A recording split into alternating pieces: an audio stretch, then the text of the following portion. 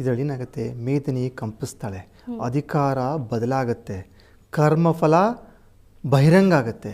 ಇದಕ್ಕೆ ನಾವೇನು ಹೇಳ್ಬೋದು, ಚಿಕ್ಕದು ಒಂದು ಸ್ಲೋಗನ್ ಅಂದರೆ year of expose and purification ಅಂತ ಹೇಳ್ಬೋದು. ಗುಟ್ಟು ರಟ್ಟು ಮಾಡು.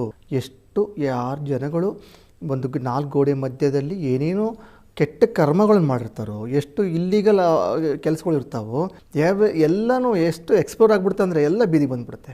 ಯಾರ್ಯಾರು ಎಂತೆಂಥ ಏನೇನೋ ಕೆಟ್ಟದಾಗ ಸಂಬಂಧಗಳು ಅವು ಇವು ಇಟ್ಕೊಂಡಿರ್ತಾರಲ್ಲ, ಸತ್ಯವಾಗ್ಲೂ ಇವಾಗೂ ಟೈಮ್ ಇದೆ, ಎಲ್ಲ ತಿದ್ದುಕೊಳ್ರಿ. ಇಲ್ಲಾಂದರೆ ಈ ವರ್ಷ ಎಲ್ಲ ಹೊರ್ಗೆ ಹಾಕ್ಬಿಡ್ತದೆ.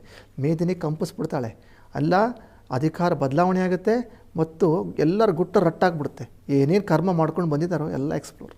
ಯಾರು ಫೇಕ್ ಗುರುಗಳು ಇರ್ತಾರೋ ಅಥವಾ ಧಾರ್ಮಿಕ ಫೀಲ್ಡಲ್ಲಿರುವಂಥವ್ರು, ಧರ್ಮಾಂತರ ಯಾರು ಡುಪ್ಲಿಕೇಟ್ ಧರ್ಮಾಂತರ ಅಂತ ಇರ್ತಾರೋ, ಯಾರು ಫೇಕ್ ಗುರುಗಳು ಅಂತ ಇರ್ತಾರೋ, ಅಥವಾ ಈ ನಕಲು ಮಾಡಿಕೊಂಡು ಅಂದರೆ ಇಂಪ್ಲಿಮೆಂಟ್ ಮ್ಯಾನಿಫೆಸ್ಟ್ ಮಾಡ್ಕೊಂಡು ಏನು ಇರದಿರೋನ್ನ ಇದೆ ಅಂತ ತೋರಿಸ್ಕೊಂಡವ್ರು ಇರ್ತಾರೋ ಅಂಥವ್ರು ತುಂಬ ಕಷ್ಟ, ತುಂಬ ಎಕ್ಸ್ಪ್ಲೋರ್ ಆಗಿ ಹೋಗ್ತಾರೆ. ಮಾರ್ಚ್, ಏಪ್ರಿಲ್, ಮೇ, ಜೂನ್ ಇದೇನಾಗುತ್ತೆ ಅಂದರೆ ರಾಜಕೀಯ ಮಹಾ ತಿರುವಾಗುತ್ತೆ.